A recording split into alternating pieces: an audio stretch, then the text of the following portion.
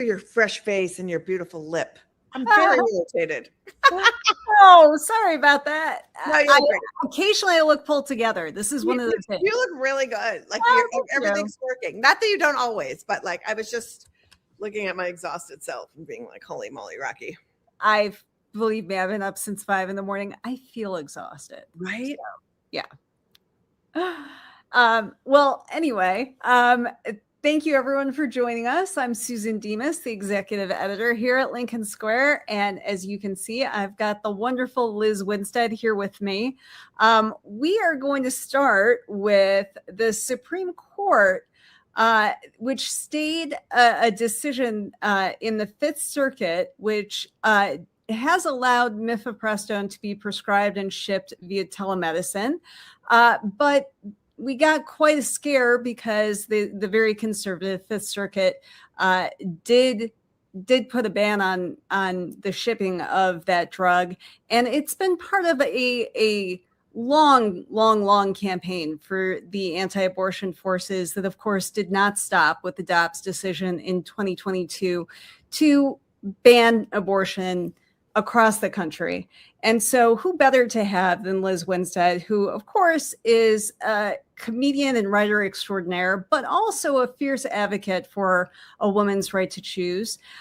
Liz is part of the Abortion Access Front, and that group, along with a coalition of other progressive choice groups, has launched something called the Myth Stories Project, which builds a community of women who are sharing their stories to combat all of the many conspiracies and misinformation that's being put out there. So, Liz, thank you so much for being here. Sure. Thanks for having me. And thanks for helping uplift this project, because I think it's been far too long that we have allowed other people to tell our stories around having abortions. And now that medication abortion is under attack on so many levels, and I will talk about it, we decided that it was really important for us to create this safe way for people to talk specifically about medication abortion stories. And we call it the Miffy Stories Project because Miffy is short for Mifepristone, which is the drug that we're talking about here. And so it has been a really amazing journey to have people tell their stories. We created this really cool form that's sort of like, for lack of a better way of even putting it, it's like a Mad Lib form where it gives you space to be able to fill in the details of your story without, if you're not a writer, you know how it just feels so overwhelming if you have to write a story that's really personal. We don't want your email. We don't want your data. We don't want your IP address. We just want you to be able to tell your story anonymously. And people have it. I highly recommend it. It's miffystories.com. You read them. They're just beautiful. People are really submitting really wonderful stories about how having access to medication abortion has changed their lives. So about 25 years ago, when I was a brand new reporter in Iowa, not too far from where you are in Minneapolis, there was the 30th anniversary of an independent women's health clinic, the Emma Goldman Clinic. Which I love the Emma Goldman Clinic in Iowa City. Where I lived for 10 years. Francine, she's the best. Yes. Amazing place. And obviously with abortion, being banned, in Iowa was shut down. But for the 30th anniversary, I really wanted to do a story, and I wanted to be focused on somebody who had been helped by the clinic. And of course, it was very easy to convince my editor, oh, you can find someone who went there for an STT test or, a pap smear, but I said, no, I'm going to talk with someone who will go on the record and talk about their abortion.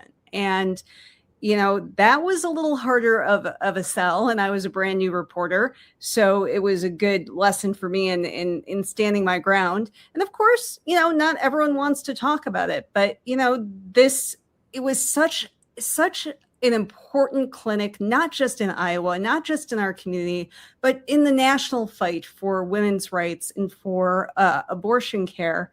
And how else could you tell the long story of that clinic unless you were able to tell it through the eyes of someone who was helped at the most intimate level? And it was, such a rewarding thing for me to be part of. And I got to know Karen Cubby, who was the director of the clinic at the time. And they gave me so much access while still making sure, obviously, that we followed HIPAA. And I think about the power of telling your story, telling a story that a lot of people don't want you to have the right to tell. And so I can only imagine that, with this project that you have been able to talk with so many women who are bravely sharing what access to Mifepristone has meant for them and for their lives. Can you talk to us about that? Because there's really nothing more personal than the decisions that we make with our own health. Susan, that's exactly right. And, for so long, we haven't even been able to say the word abortion, right? Never mind tell our stories. And I've talked to so many people and had so many conversations with people who have complicated feelings around abortion, complicated feelings around their own abortion. And I've had people say things to me like, I don't think I know anyone who's had an abortion. And I said, here's the thing. That's a reevaluation point that I'd love to talk to you about, because if you think you don't know anyone, it might be that your relationship to abortion or things that you may have said have made someone not feel safe to come to you. So A, that's a really big thing. And B, we've seen how the anti-abortion movement is incredibly, like in the Venn diagram of J6ers and anti-abortion people outside of those clinics, it is a circle, right? Mm-hmm. Those people were there. And so, and part of the reason I think people, just got so exhausted by holding in a story that gave them freedom and mm-hmm. gave them hope and gave them the ability to be better parents, gave them the cleared a pathway for them to pursue their best lives. And, I think we've all watched as the anti-abortion movement has gotten further and further and further away from, it's never been about saving babies. I think we all know that, but gotten further and further and further away from anything to do with if things were safe. This is very safe, so they don't know what to do. Right. And to have people who have experienced either going to a clinic to get their medication or to have an aspiration abortion, and walking through a gauntlet of people yelling at them, or even sometimes, and I've said this before, and I think it's worth thinking about, and that is sometimes it's not just big, huge white guys yelling at you outside of the clinic. That's to be expected at this point. Like if you're a person online or a person living in the world, misogynistic men are yelling at you everywhere you go. And so why not outside of a clinic? But sometimes it's, if you're a person who lives in a rural area, let's say, and you have to drive into a clinic and get care, and you come from a religious family and you yourself consider yourself a religious person, that person outside that clinic who is saying the rosary or telling you that you'll be damned and that God will no longer love you if you go in and have your abortion. Sometimes those people are often the most damaging, and they seem like they are not the most harmful, but oftentimes they can be, because they're really grabbing at the place that you probably grapple with, which is your spiritual self.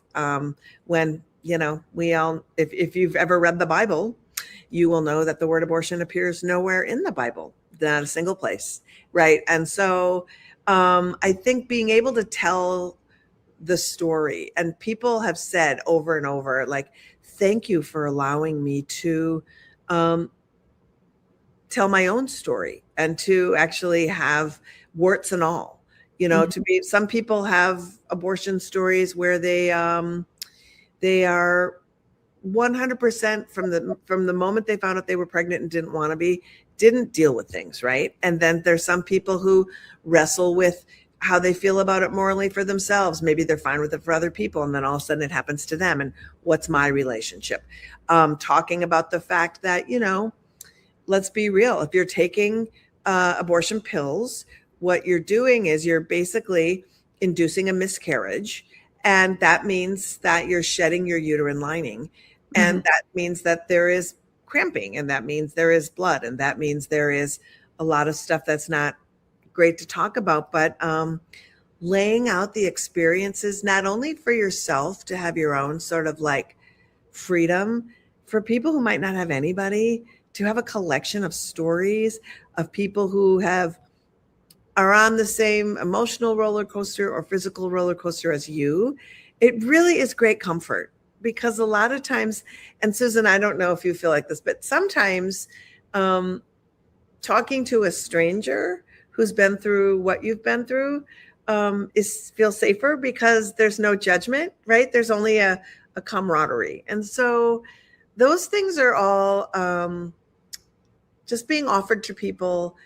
And it's kind of about time, right? It's about time. And so for those who feel safe in telling their stories, it is a gift to anybody who is feeling alone and would love some support. I think that's just so important. And, you were talking about the fact that obviously when you are taking Mifepristone, that's something that you can do in the privacy of your own home. Suddenly, you don't have to brave the throngs of protesters to go into the clinic. You don't have to have a procedure there anymore. And so that's very empowering for women, that, that's something that we can now do for ourselves. You can get pills through the mail.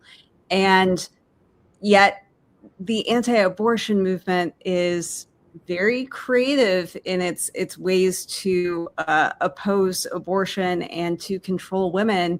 And so, that's just a little too much control for us to have. So, hence this, court case that's been in the works for a long time with anti-abortion groups, so that, they can say, no, that this is really damaging for women. We've got to put a stop to it. You can't get pills through the mail. And there's been so much manufactured misinformation about the safety of this drug. So let's talk a little bit about that, because there's such a strong propaganda campaign. It is so wild. And I just want to say one thing before we get to that. And that is, one of the major things I think about to the control piece is, this is a case of the dog catching the car. It's like you wanted to shut abortion clinics down, but your kink is literally screaming at women going there. And part of the reason they're so mad about the pill giving us that emancipation is they can't scream outside of our bedrooms and our houses, right? So the history of the pill is a really important one to talk about, right? It came on the market. It was invented in France in 1988. And it was on the market in Europe from 1988 until 2000. And in Europe, they actually use it for longer gestational ages than we do. We use it here up until 10 weeks. And in Europe, they use it up until 12 weeks. It was approved here in the year 2000. And it came onto the market very slowly. It has had hundreds of studies. And when I say hundreds of studies, I literally mean hundreds of studies every step of the way. And when it first came on the market, you could only take it until 7 weeks, and you had to get it only through a doctor, and you would have to take the first pill at a clinic. So, most people don't even know they're pregnant at 7 weeks. And so the pill wasn't used that much, but it was used safely.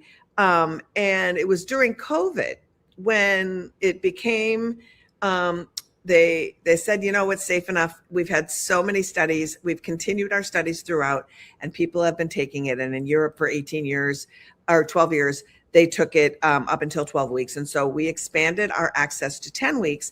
And then also that you could do it through telehealth. And so you could get the pills through the mail, which was a game changer, right, for people. And then that has stayed till now. So if you want to just get a little taste of efficacy of this pill, it's safer than Viagra, safer than Tylenol, first of all, in all of the studies. And about 7.5 million Americans have used it in this 25 years that it's been on the market. In Of that 7.5 million people, the reported, and this is reported deaths that could be associated with the pill, not proven, associated with the pill, is 35. The number is 35.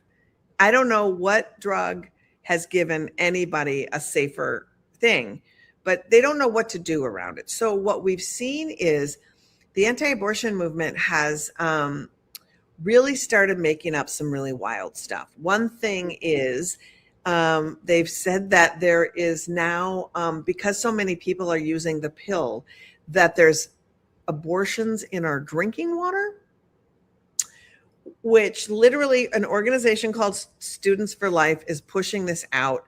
The state of Wisconsin has leapt on this and tried to pass a law that's called a catch law, which means that if you prescribe medication abortion, you are supposed to use this kit that is basically a sieve that you put in your toilet. And as you are passing your pregnancy, you catch the pregnancy and then send it off to a doctor who verifies it for the government that it's a miscarriage and that it's not an abortion. And then it supposedly stops it for the nefarious people who happen to be, I don't know, passing bodily fluids in a toilet. I don't know if you've ever done that, Susan, but I feel like I have a couple, 2-3 times. I'll just admit it. So it's really wild because you're like, are you drinking wastewater? Like, are you confused? Like, I feel terrified. And even Patty Murray questioned when Lee Zeldin spoke before the Senate committee, and Lee Zeldin, for your viewers, is the head of the EPA. And she said, many anti-abortion organizations are claiming they've had audience with you and your staff, and that you've agreed that you're going to look into whether or not there's abortions in the water. And he's like, I don't know what you're talking about. I've never heard of that. And she's like, really? Well, you should talk to them. And no sooner did that back and forth happen, did Students for Life come out with a statement saying, and this is psychotic, how dare Lee Zeldin, when we have showed up at his office with tons of wastewater that contained abortions. And I'm like, I don't know, who's your procurer of wastewater? Like, what kind of insanity is that? And so it is, Josh Hawley is sort of, there's people that are introducing this concept into the Senate. It's being introduced into bills. And so now we've got this Louisiana case that you were referring to, right, about sending abortion pills through the mail. And the Fifth Circuit has had cases come through there as well, which they're trying to push to the Fifth Circuit. Is it dangerous for the environment when these people have never cared about the environment in their lives? Right. But I think the thing that's a pretty big deal to talk about within this Louisiana case, where they're saying you shouldn't be able to send medication abortion from a state that's medication is legal. So if a person, for example, the Louisiana case is, if you're a Louisiana citizen and you have a telehealth conference with a doctor in a state where abortion is legal, in this case it's New York, the doctor can legally prescribe you the medication because it's legal in New York, right, and send the pills to Louisiana. Now, Louisiana's saying that goes against our law. And it's like, well, I'm not in Louisiana prescribing medication. I'm in New York and sending them. So, the tricky part of all of this is this law doesn't protect the person receiving the pills. So that's also something to think about. But also, they're digging up this old ass law called the Comstock Act, right? Which is 19th century. Yes, 80s. And it's been lying dormant, and it's been chipped away a little bit, but it's been lying dormant. And if you think that it's just like crackpots who are digging this up, 173 members of Congress and the Senate signed an amicus brief to the Supreme Court when they were looking at the safety and efficacy of Mifepristone 2 years ago and said, please consider the Comstock Act. And Clarence Thomas said, we should consider the Comstock Act. And for those of you that don't know what that is, this is some wild. Can I tell the story? Because it's like, please, yes, the most wild. It's the most wild. Comstock is a character. Whoa. Okay. So Anthony Comstock was this religious dude back in the 1800s who raised by a single mom, but zealous. And when he was fighting in the Civil War, his war buddies were receiving pornography through the mail and to where they were. And he was appalled. So he was grossed out by that. And so then he opened up a dry goods store in New York and saw that there was, women of the night who were like lurking around the dry goods store. And then he started reading the newspapers and seeing that you could get morally objectionable products sent through the U.S. Postal Service. So Anthony Comstock, dry goods salesman, said, what I'm going to do, I'm going to send away for every lewd and lascivious thing I can get my hands on for research. And then I'm going to drive all of my bounty of naughtiness to Congress. And then I'm going to do a display to show all of the things you can get through the mail: abortifacients, vibrators, sex toys, porn, all of it. So he shows up at Congress, and this is fascinating. Congress at that time was embroiled in a bribery scheme, bipartisan bribery scheme, where they were taking money and doing kickbacks with the railroad to the tune of millions of dollars. Congressional approval has never been lower until maybe now. So they were like, oh, here comes the morality police. And if we pass this, then America will look fondly upon us. So not only do they pass they're so excited. So they pass a law that says you can't send anything that will tamper with the morals of America through the U.S. Postal Service. And Anthony Comstock, thank you for bringing this to our attention. We're going to name it after you, and we're going to let you implement it. So Comstock got to put people in different postal services throughout the country. They were digging through people's mail. There was people who were committing suicide because they were found out. Like, it was terrible. And so they've slightly chipped away at it, but they never took this law off the books. And so one of the fun things we've done at Abortion Access Front is we've created an Anthony Comstock character. We've reanimated him and brought him back from the dead. And we actually had him debate Tina Smith in this on the Senate floor, or not on the Senate floor, but in the Senate, a room where they do their videotapes for where Susan Collins was, for example, talking to people. And it was really funny to raise awareness. And we have a whole at our website, aafront.org, you can read all about the Comstock Act. You can read all about Stop Comstock, which is a law that is actually that we're trying to resurrect and get passed, and our work on that as well. You can actually sign a petition to say, stop this crazy law, but it's on the books and it's real. And they're digging so hard to not only just drag us back to the 18th century, they're using 18th century laws to do it. So I just did a whole long-winded, Susan, I just blabbed. I filibustered. No, it is. You have to hear it to believe it. Right? It's that weird. And when you were going through all of that, that he's bringing this cachet of porn to Capitol Hill, and Students for Life, they're bringing wastewater to Lee's building. And just this overall obsession with lady bits. I mean, I just could not help but think these people are really weird. Well, and I mean, I think that's really it, the sickness.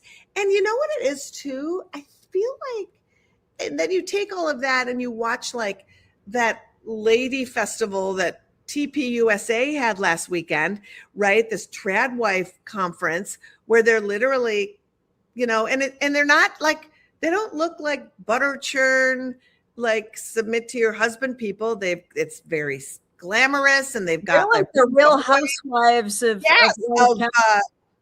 patriarchy. Mm-hmm. Yes. And we don't need the right to vote anymore. No, and this is the thing. And so they're saying, like, if it means a feminist can't vote, this is what they said. If it means a feminist can't vote, I'd be happy to give up my right to vote to my husband, because I'm convinced that he'll vote right for me. And, somebody said, and I think it's super interesting to think about, as this trad wife movement is exploding, right? And you're seeing all these young, hot women. Where's the 50-year-old trad wife? Where's she? Where's the 40-year-old trad wife? How come we're not talking? She may have died in childbirth with like her 11th kid. Yes, or just been dumped for a hotter version of something. But like this whole erosion of having women be able to live their full lives, right? It's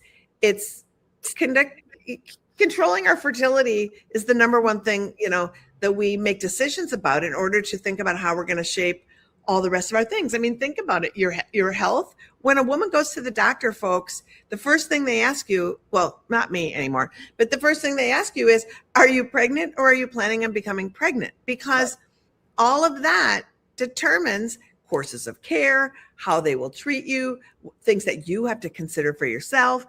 And so then if they're out here in these streets creating, I don't know, any way they can to keep us out of the conversation so that they can push a narrative where they're just remain in charge.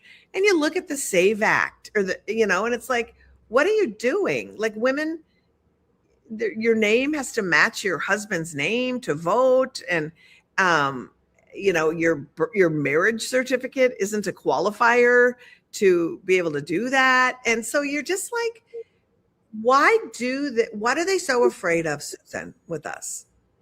That we'll find them out? What I was fascinated by at that, TPUSA conference is just the obsession with birth control and how there are so many of the same myths that we're hearing about abortion. It's a full-on assault on birth control too. It's an fascist, and it's damaging your purity in your body, and just anything they can do to convince young women to give up control over their lives, their futures, their bodies. And it's being sold with like this maha sheen of like, you're doing something really healthy by giving all of this up, when in reality, the pill is like the single biggest reason why our mothers and our grandmothers were actually able to, have jobs and open their own bank accounts and have these basic freedoms that now they're trying to sell to young women as it's empowering to give all of that up. And I'd like to say that it's not working, but if you like flip through Instagram and TikTok, there are so many of these like young hot trad wives, and they're there, with their bosoms spilling out as they're churning the butter, and it all looks really idealized because, hey, working in office sucks. But, what really sucks is having no rights of your own and having a husband who beats the crap out of you, because that's the reality of what being a trad wife is. Well, and Susan, I don't know how old you are, but I'm old enough to remember my parents are the greatest generation parents, right? My mom was a stay-home mom. She didn't go to college. And my dad was under so much pressure to make the money. We had 5 kids, Catholic family. And like, if you think, first of all, you have created an economic society where it's impossible to live on a single income household and raise kids. It's impossible. And so, but I remember my dad being, he'd come home from work and he had a second job and be so tired that he couldn't spend time with his kids. Like this idealized version of what this looks like.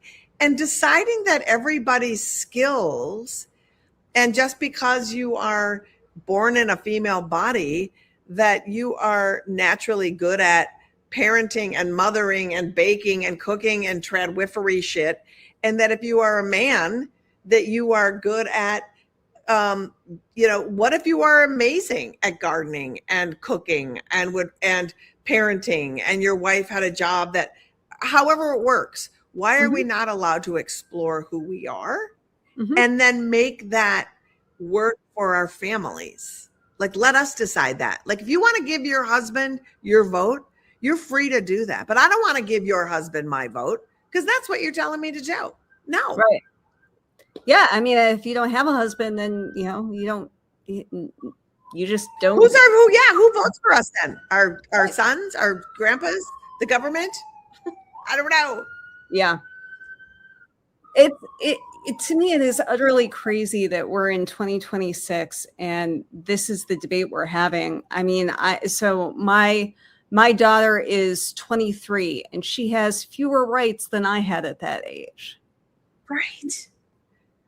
And it's also like, it makes me feel so angry for your daughter and all these young women who have this sheen of hopelessness because they're in student loan debt and they aren't valued, and they hear this drumbeat and they look around and they see a world where, our environment's a mess, getting a job is a mess, and their value, their self-doubt around all of it. And it just enrages me that all of these really smart young people with great ideas and who should be able to be out there in the world thriving and making mistakes and making good decisions and doing it all, feel like a lot of times they just don't feel like it's worth it. And,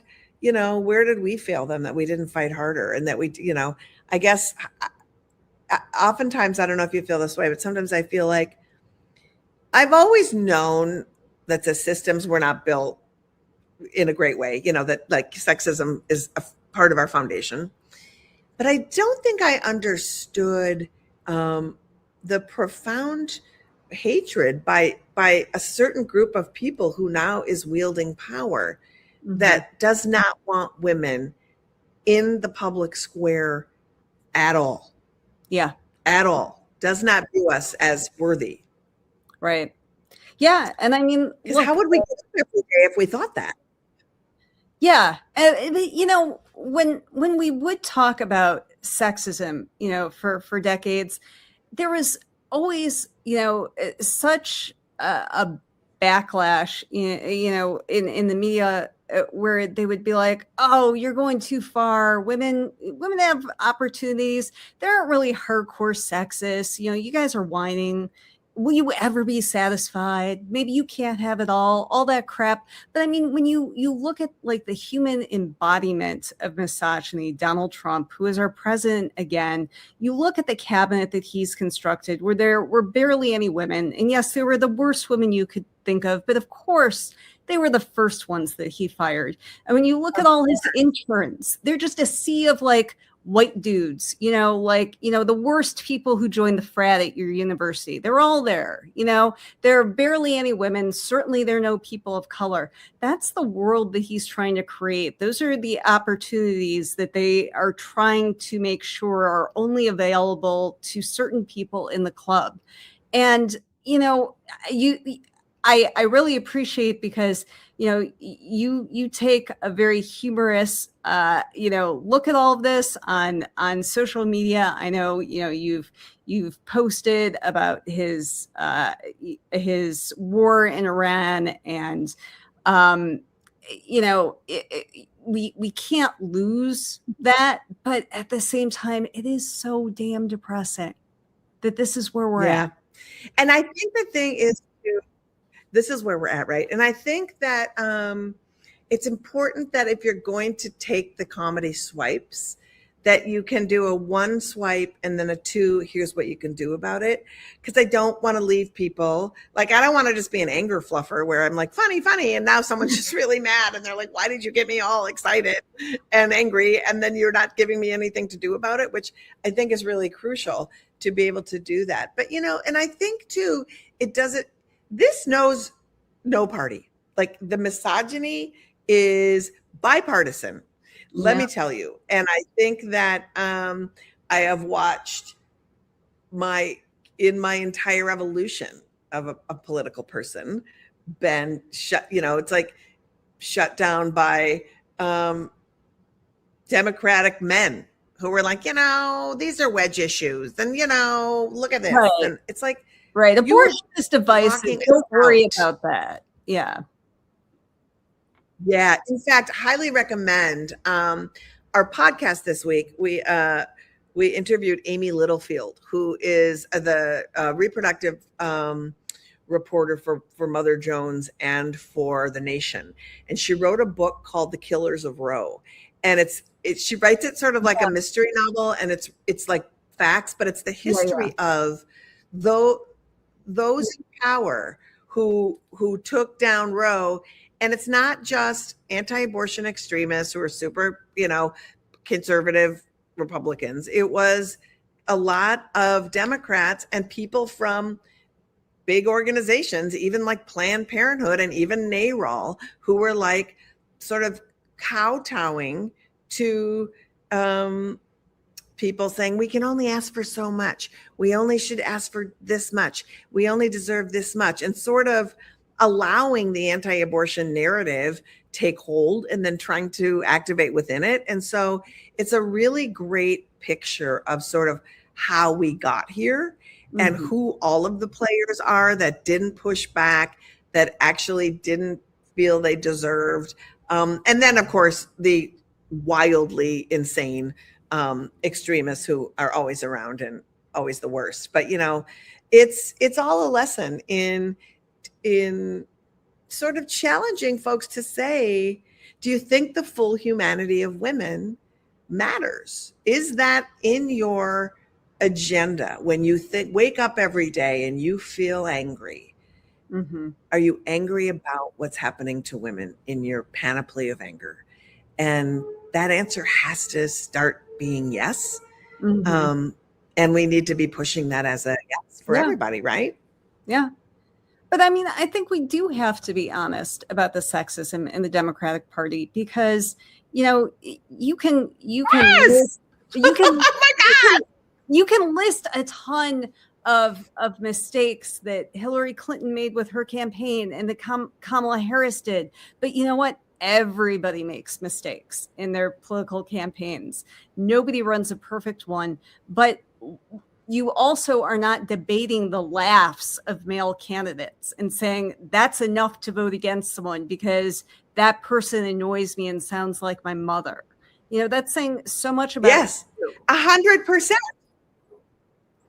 And I look at it. I could not agree more. Yeah. I mean, here we are. We're and the leadership that sits there. Yeah. So we're because I look at. Oh, go ahead. No, go ahead. No, you were I was going to say, because when I look at like how young people are embraced in this iteration of the Republican Party and how much power they have, Ben Shapiro's and Charlie Kirk when he was alive, and Eric, all this, they are embraced. Right? They are moved and embraced. When I look at young people in Democratic politics and how Democrats treat them, I don't see them being embraced. I see old ass Democrats hanging on to power and not escorting in a new generation of leadership. And I find it massively frustrating. Yeah. Where, it's massively frustrating. Yeah. So, here we are, like, we're 100 years after the 19th Amendment, when we're now debating whether or not, we really need it. I feel so far from the idea that we will ever have a female president at this point. And we're in our 250th anniversary. I mean, but like on the horizon, the only logical, path to this that I can see at this point is like if Ivanka runs or something, it's going to be, some like Ava Braun type on the right. Right. I mean, that's the whole thing is that when I think about, and, again, it's because we're not ready for a woman, or we couldn't take it. It's like you said, I couldn't stand the sound of her laugh, or look, wanting somebody who has lived experiences that every single other president that's ever held office in this country hasn't had, i.e., walking the earth while female, when it's 50% of the population, is gigantic, because women know everything that's happening in a man's world and what's happening in a woman's world. Yep. Where men know everything that's happening in a man's world and then tries to doesn't ever ask a woman how that affects women, children, families, right? And so that's why it's like, it's such a duh that we need to have a woman president. And I feel the same way as you. I feel like we're just going to roll back and still say, oh, I can't take it, or I'm going to pick it apart, or that person doesn't have this and that or the other thing. And like, if you've ever just, if you're not paying attention to, clearly a monkey can run the country into the ground, but they're running it someplace.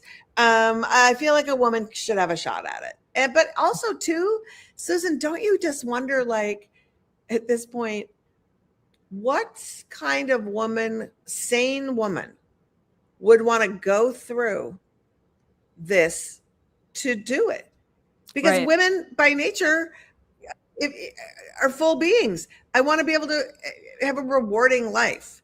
I want to be able to fight battles that are hard. I don't want to have to fight battles because of what I'm wearing, because of how I laugh, because of who I am. Like, yeah. I don't want to, why must I convince someone that I have the mental acuity to negotiate with people? I feel like I don't like her that much, but I sure admire the president of Italy in the past couple of days. She right. is like just been out there being, yes, even though she's a fascist kind of, but like, okay, Georgia, tell everybody, go.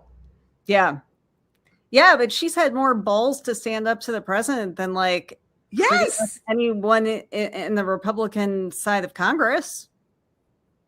Exactly. I mean, the gaslight, if there was a way to channel gaslighting into an energy source, we could make so much money. There is so much gaslighting out there. If they could just scream into a tank for 10 minutes and we would pay them and we could drive our cars. Oh my God. Just give Alex Jones, like, just scream into my tank. Pete Hegseth, yell into my tank. High octane, low IQ. I know. Oh, well, listen, the last time we had you on, it was in the throes of ICE being in your city of Minneapolis. And I know you were the MC of the huge rally when they shut the city down. And we were talking after, just the horrific deaths of Renee Good and Alex Preddy. A lot of ICE has left, but, they're still there in the city. Talk to us about, what it's like now that like so much of the media has moved on. How has it been for people in Minneapolis trying to put back the pieces of what ICE has done there? Well, I mean, so there's still about 400 ICE agents there.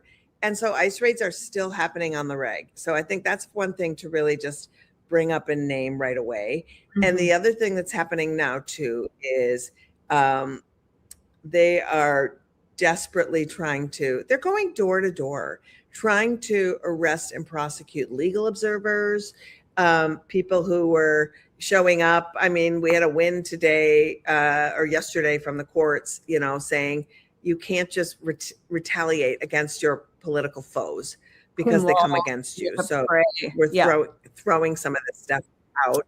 Yeah.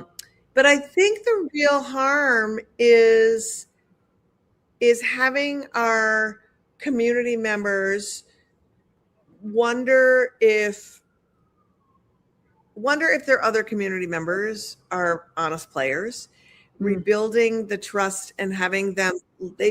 Minnesota's a really wonderful place to live, and to have that foundation shattered because you no longer know if you're going to be protected on any front.